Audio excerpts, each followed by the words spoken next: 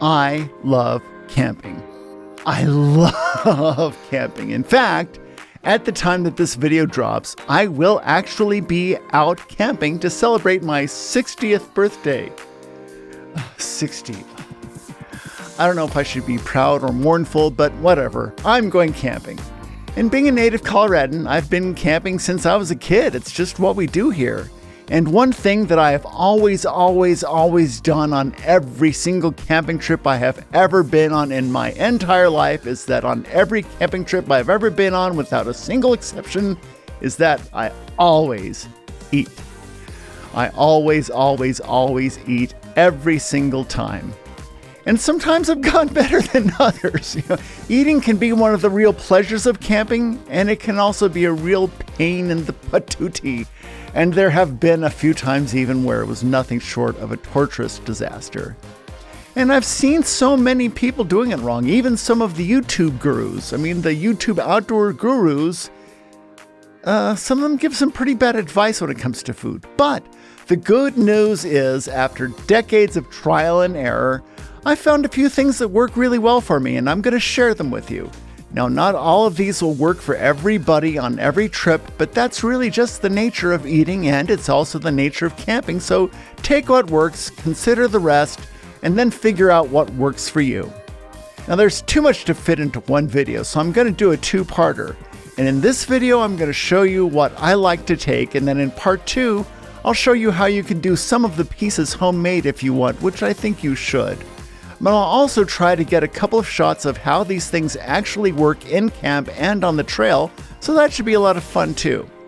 Now, for one thing, there can be a big difference between how people eat when they're backpacking versus how they eat when they're car camping, and there have been a few trail projects I volunteered on where an entire kitchen staff came along and set up to feed us like royalty, and wow, did they blow our minds time and time again. I'm still grateful. And you might have also seen some outfitters who load up their pack animals with cast iron grills and big circus tents, and they really spoil their clients, and well, I'm not going to go over that.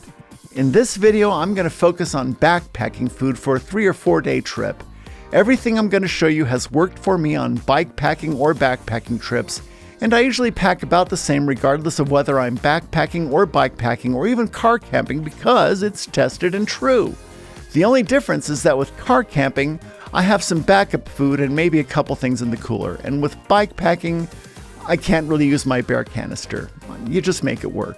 But anyway, so yeah, this video is going to focus on backpacking for 3 or 4 days with a small bear canister. In fact, full disclosure, the trip I'm packing for in this video is in reality a car camping trip because my wife is coming along, and that's the only kind of camping she really enjoys. But since my food is pretty much the same either way, I think the most informative thing I can show you is how to pack for a short backpacking trip. So, my main considerations when planning food for a camping trip are 1. First and foremost, getting enough calories. You need to get as many calories in you as you can when you're backpacking. You need fuel. And that usually means lots of fat and lots of carbs, and while you're actually on the trail, refined sugars are your friend. This is not the time to try to lose weight. If anything, it's challenging to keep your weight up. I need fuel so that I can have fun. If I can eat food that's also healthy, that's a plus, but the main thing is just getting lots of calories. Number 2, weight and volume. I need food that is light and doesn't take up too much room in my pack. I actually made a spreadsheet once that calculated which foods gave me the most calories for the volume and weight, and the big winner was oil, believe it or not, fat. Other big achievers were nut butter, peanuts, dried fruit, quinoa, fish jerky, and oatmeal. Pasta and sugary things in general are also pretty calorically dense. Instant potatoes have always struck me as something that should be really dense, but they vary from brand to brand, and the nutrition info seems to be based on the final product, not the flakes, so maybe that's something you'd be interested in. I used to bring a lot of instant beans and instant chili and instant hummus, and they're okay, but you will not want to share a tent with somebody who's been eating them, and that's all I'm going to say about it. Consideration number 3, bears. I try to stick with foods that don't have too much odor or can have their odor contained. I always use a Bear Vault and or a hang bag. I do use odor-proof zip bags, but never by themselves. They're just an extra measure for extra odorous things. 4. Cleanup. On a similar note, I don't like washing dishes when I'm camping, partly because the smell can be an attractant. I don't want to carry a bunch of trash around, and I definitely don't want to carry garbage that has a strong odor. And by the way, never, ever, ever wash your dishes in a stream. It's just gross. It pollutes the stream. Just don't do it. If you're going to wash dishes, learn how to do it right. But anyway, for me, that's the one argument against instant camping meals. Some of those bags can carry a lot of food odor and are heavy besides. Canned meat and fish don't usually make it onto my menu. Cheesy sauces are a no-go. Cleanup is also just a pain in the patootie when I'm already tired from all the fun I've been having and I'd rather do other things, and that's why 5. Ease. Some people really love making a big fancy meal when they're camping, and I can totally appreciate that. It's just that for me, personally, I'd rather be doing other fun stuff or just completely zonking out under the stars or whatever. I want my food to be easy. And of course, 6. Taste. I have too often made the mistake of knowingly packing food that I don't really enjoy and telling myself that I'll just suck it up and choke it down. But it's a buzzkill, or worse yet, on car camping trips, nothing but an excuse to drive into town and hit a restaurant, and that ain't camping. Number 7. Cost. Most instant meals you can buy at the outdoor store taste awful and are expensive. There are a few exceptions. Mountain House, for instance, is really delicious, but that stuff can get a little pricey. Now, we're actually going to try a new brand next week for our driving days, so I'll report back on those.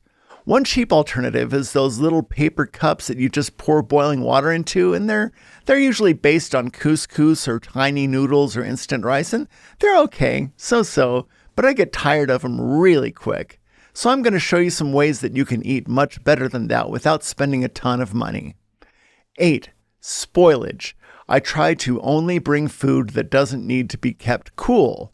One time a buddy of mine brought some eggs on a camping trip, and while farm fresh eggs don't necessarily need to be kept in the fridge, these were factory eggs, and it was really hot, and we both got salmonella, which was one of the worst experiences of my entire life. Never again. Safety should always be a top consideration with all food. And number 9, of course, nutrition. Nutrition is a little different when you're backpacking.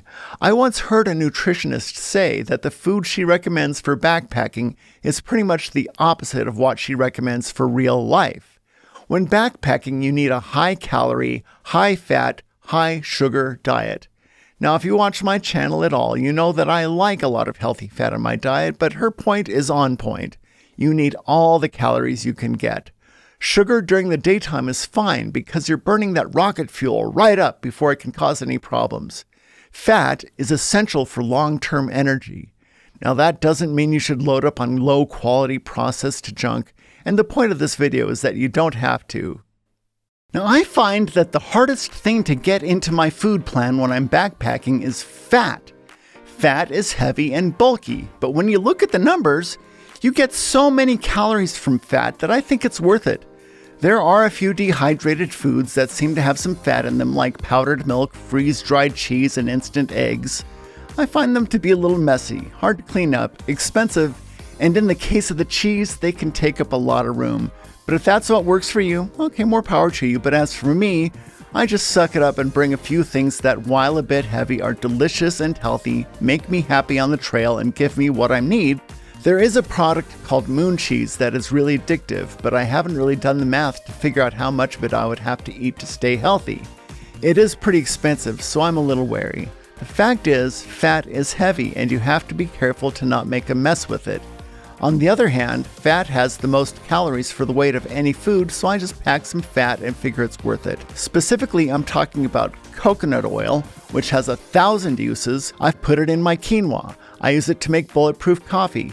Another source of fat that's a little heavy, but I bring anyway, is nut butter. Nut butter is like the perfect food. Fat, carbs, and protein. Great recovery food. There is powdered peanut butter out there, and it even tastes okay, but it's had all the fat removed, so why? I just suck it up and bring the good stuff. I especially like the cashew pecan cacao recipe that I posted a few weeks ago. It's amazing. Nut butter is more efficient than nuts space-wise, but sometimes I just want something crunchy to make my teeth happy, and nuts really fit the bill, and especially when I pair them with chocolate. Chocolate, by the way, and I'm talking about good quality dark chocolate, is not candy. It's food. Health food. Loaded with fat, antioxidants, phytochemicals like polyphenols and flavonols, and believe it or not, fiber. The theobromine is a mild stimulant, and it also gives you a little dopamine hit and makes you happy, so there's that, yeah. You do have to be careful with it because it's gonna melt. Not much you can do about that unless you're car camping and you can keep it in a cooler. For me, it's so important that I just put it in a Ziploc, try to minimize the mess as best I can, and just deal with it because in my opinion, chocolate is worth it. Your call. And a little hint, word to the wise, breakfast is the best time to eat chocolate because it hasn't melted yet. So, figure it out. Anyway, let's talk really briefly about stoves. I'm not going to go in depth because there are thousands of videos out there reviewing and comparing stoves in far greater detail than we have time for here, and that's not the point of this video. I've had just about every kind of stove over the year, and there's something to be said for all the various types. When I first got my Jetboil, I thought it was the stove to end all stoves, and I was ready to forsake all others for at least a season or two. And then I got a BioLite grill, and I never wanted to use anything ever again. I mean, meat and veggies cooked on super hot wood fire with all that smoke, oh my god, delicious. And then I got a super light Snow Peak, and I thought it was the best thing I'd ever used, plus it was tiny and weighed like nothing. So for backpacking and bikepacking trips, it's still really great, but a lot of the time I gotta tell you, I have come back around to the Jetboil. It uses less gas and boils water incredibly fast. I can cook everything I need in the attached pot, which usually cleans up with plain water. But the only drawback is that it's a bit bulky and it doesn't fit very well in my bear vault. I mean, I can squeeze it in, but anyway. In some situations, it could still pay for itself because you don't need as much fuel. But since it doesn't always fit in my bear vault, to be really safe, it needs to be hung from a tree, which can be a pain. So you really have to decide what's best for you. For me on this next trip, it's going to be the Snow Peak, but I'll also keep the Jetboil in the car so I can get some footage of it for you. My bear vault is the smaller size and only holds enough for a shorter trip, but that's what I'm going to use here today. Obviously, if you're doing a longer excursion, you'll need more storage, but the basic things I'm going to show you today should still work and be healthier than the snack food I've seen a lot of people recommend. And you know what, I'm going to vent on that point just one more time because it's amazing to me what I've seen. A lot of my favorite camping gurus on YouTube giving advice on what food to bring camping seem focused on junky snack food of the kind you can literally buy from a vending machine. I mean, these are people I really respect telling folks to bring crap food into a situation where your body probably wants something better. Now, maybe it's different when you're in your 20s, but for me, good food makes me feel good. That's just me. Your mileage may vary. The cornerstone of my camping food is a quinoa dish I eat for dinner pretty much every night, and I'll show you how to make it in a moment. Super easy. For some reason, I always think it's going to be boring or that I won't really love it, but the second I take my first bite, I fall in love all over again. It's so simple that you might also think it looks a little boring, but it's actually really good. Makes me feel good, packs super small and light, it's easy to clean up, it won't spoil, it costs next to nothing, it's completely foolproof to make, and it is super duper good for you. The recipe couldn't be easier. It's just a third cup of quinoa, a tablespoon of pecan pieces, not whole, a tablespoon of this freeze-dried veggie mix called Just Veggies, and a few pieces of dried kale.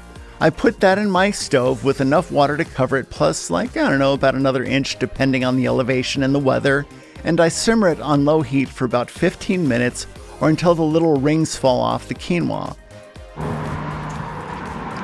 The preparation of this thing could not be easier. So I've got my Jetboil, I've got my bag of stuff that I've prepared, and obviously I'm going to start by pouring the bag of stuff into the Jetboil. And I'm going to pour water in there until it's I said an inch, maybe it's a centimeter, but I want it to be about 1 1/4 to 1. So I want it to cover the quinoa and then just a little bit more. Light my stove. The automatic lighter on this thing did crap out on me a few years ago.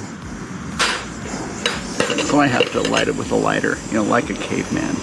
I'm gonna bring that to a boil and then simmer it for, I don't know, 15 or 20 minutes. If it turns out I don't have enough water, I'll, trickle some in a little bit at a time. And if it turns out that I had too much water, I'll just boil it down until it's the right consistency. I like to throw in a piece of fish jerky sometimes. Adds a little flavor, a little more protein. Cover that up and let her go. You do need a stove that simmers well. Not all stoves do. Okay, it's been about 15 minutes and the water has boiled down. Let's take a look. You could eat it like this. I'm going to cook to just a little bit more. So I'm going to relight the stove. Very hot. And trickle in some water. You probably wouldn't do this, cooking at home, but this jet boil gets so hot so fast that the water is up to temperature pretty much instantly. And by the way, when you're simmering with a camping stove, you really have to keep an eye on it. Just a few minutes later, and as you can see, the little rings have come off the quinoa. Can you see that? That's how you know it's really nice and cooked. By the way, if you do undercook quinoa, it's fine. You can eat quinoa raw, you can eat it overcooked, undercooked. Like I said, it's very forgiving. Okay, so now I am gonna add just a little bit of coconut oil. Just a little. And some soy sauce. And probably a little salt, but I'm gonna taste it first. And that's ready to go.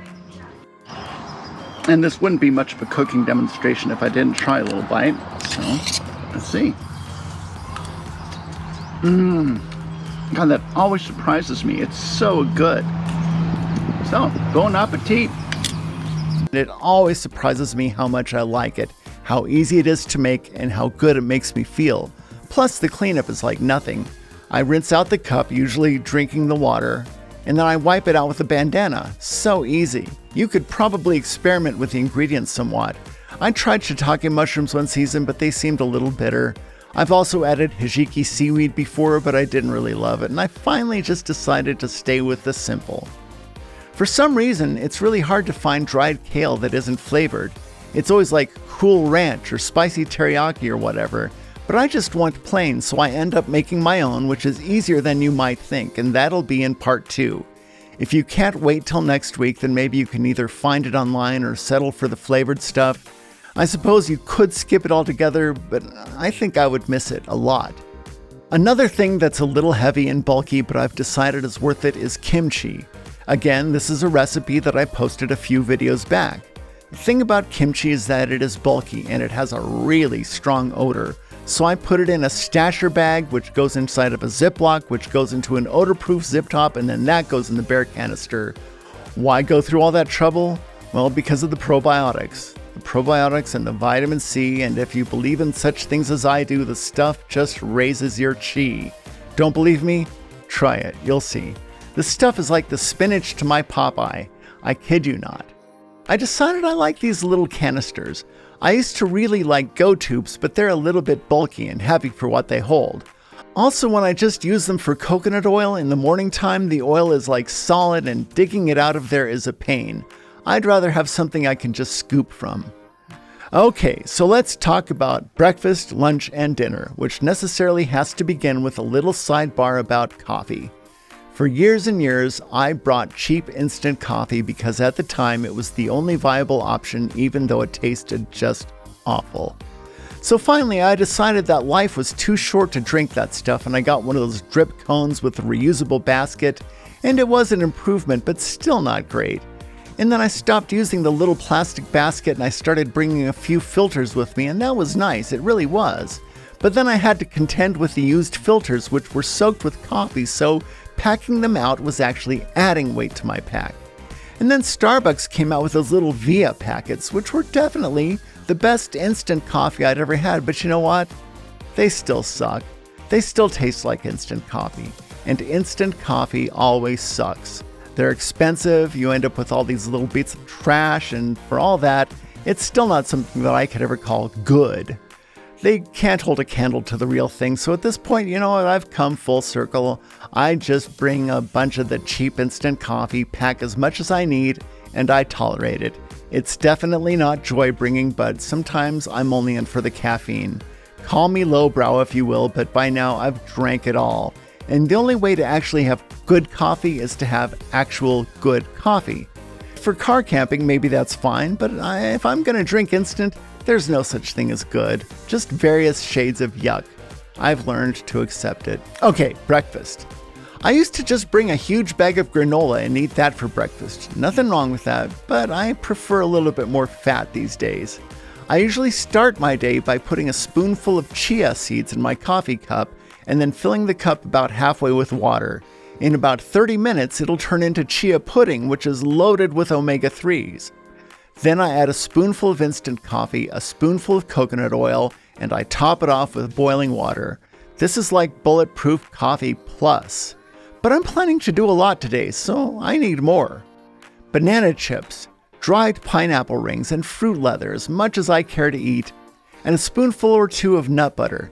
Now, if I'm eating my homemade nut butter that I showed you a few videos back, it has cacao nibs in it.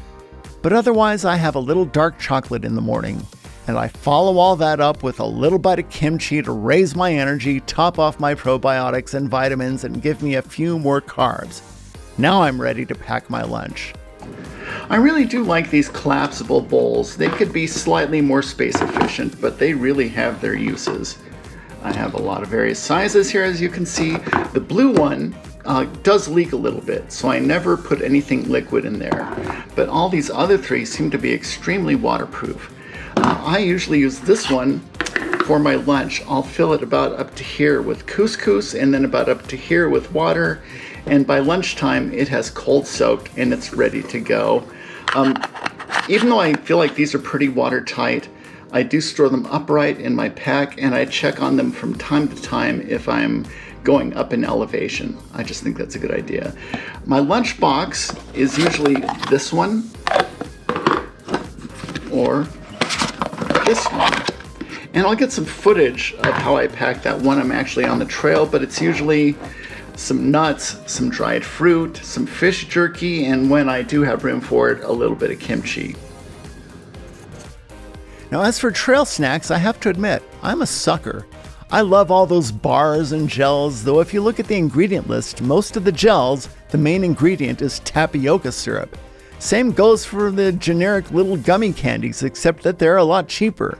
Now, the fancy ones sometimes have green tea and caffeine, and like I said, I can be a real sucker for that.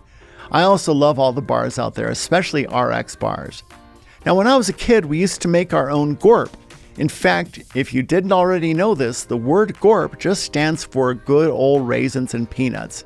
And we used to bring bags and bags full, plus we added peanut M&Ms and coconut. Couldn't get enough of it. I still sometimes like to make my own, but like I said, I'm kind of a sucker for the high-tech bars. I'm just giving you options here. This trip, I'm probably going to bring some of both. As for dinner, it's all about the quinoa, and it never disappoints. One serving of this sets me up pretty good. But I usually also have a few bites of jerky and kimchi, and then I'll have some kind of sweet, depending on what I've brought. I'm sometimes afraid that chocolate this late will interrupt my sleep, and other times all I can think about is how good it is, and I'm probably going to sleep anyway. So if it's not a melting mess, I'm probably going to have some. Let's see what I've got in my bear vault. Now, I said at the beginning in my intro that I was going to pack for a 3 or 4 day backpacking trip. And I went for a 4-day trip and packed a little more food than I probably need, which is why I wasn't able to get the kimchi in there, which is fine. Maybe that's more of a 3-day thing if you have the room, because there's not a whole lot of calories in there, so I'm going to sacrifice that. But of course, as I already confessed, this is a car camping trip, so the kimchi is just going to go in the cooler.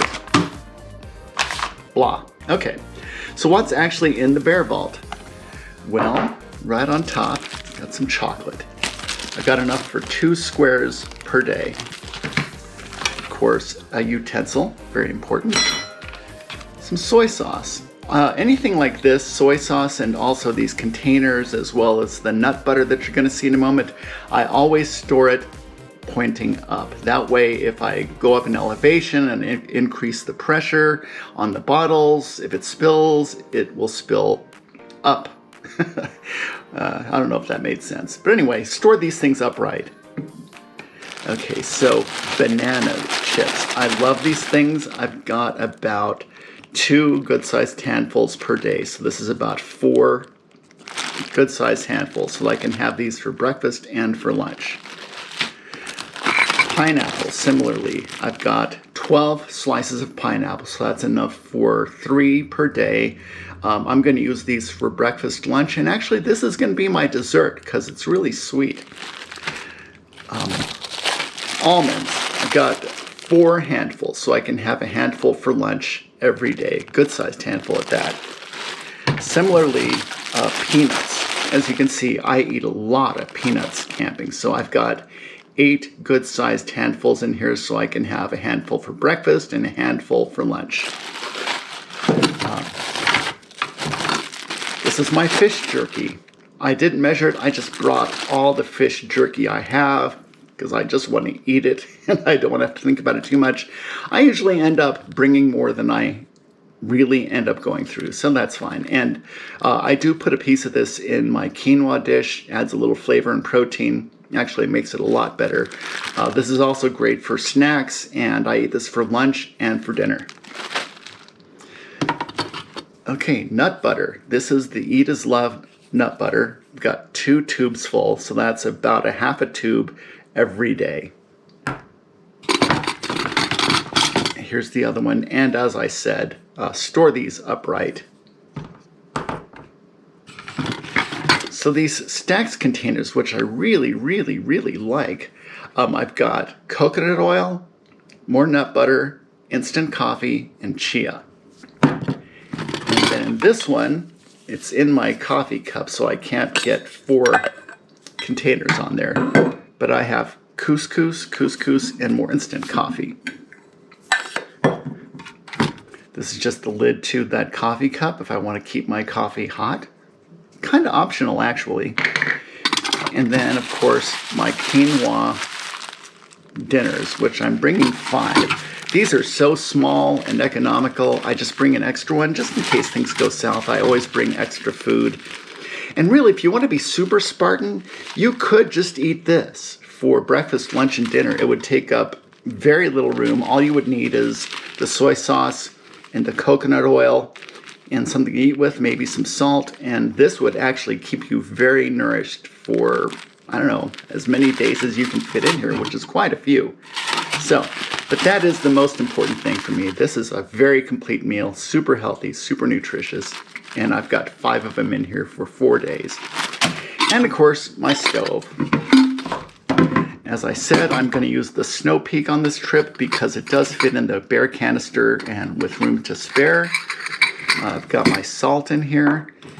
Here's the actual stove, which is eensy weensy and weighs so little that it's hardly worth mentioning. It is one of the very lightest stoves money can buy, and it does have the capacity to simmer. It's not as good at simmering as the Jetboil, and it does use a little bit more fuel, but it's still a really great little stove.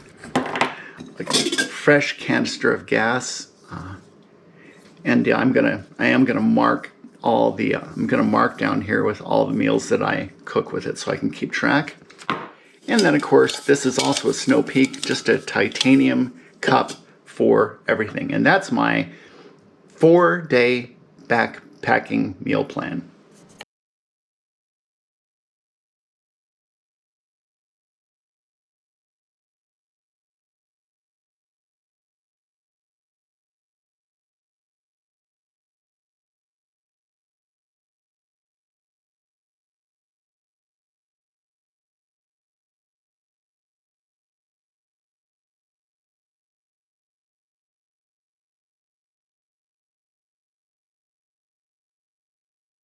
And on day one, I can't always screw this all the way on, but that's okay because by the time I go to bed, I will have eaten some of the food and that'll make some room. So that's what's in my bear vault for a 4-day backpacking trip. Another meat I sometimes bring is hard salami to give me an additional source of protein and fat. It's really optional, more of a treat, really. Now, I'm not talking about the lunch meat stuff. I'm talking about the traditional fermented stuff. High quality, dry, hard salami. Totally different. Do not bring lunch meat backpacking. That stuff can spoil and make you really, really sick or kinda dead. Do not mess with it. Now, if the high-quality, dry, hard salami interests you, I recommend that you Google the safety because there seems to be conflicting information. Some people say it's safe to keep it at room temperature while others say it's not. Others still say it's safe, but that it gets dried out and is less fun to eat. When I do bring it, I kind of find a point of compromise in that I don't refrigerate it, of course, but I try to eat it within a day or two. Like, I'll open it for breakfast or lunch and then I'll eat some for every meal so that it's only out for a few hours or maybe like a day and a half. Once I've cut into it, I put it in a Ziploc and push out as much of the air as I possibly can. Is that safe? A lot of sources say it totally is for a few days for sure, but I can't tell you that I'm an expert here. I have done it several times and I've never gotten sick, but that's just me. I guess to keep from getting sued, I should just tell you not to mess with it. If you want salami on your camping trip, maybe you should do your own research and make up your own mind about dry, hard salami, not the lunch meat stuff. And I can't responsibly tell you it's safe for sure, but I can tell you I've eaten it a whole lot of times and I've never had a problem. Now, like I said, at the time you're watching this, I probably am out camping and eating all of the things you've watched me make in this video.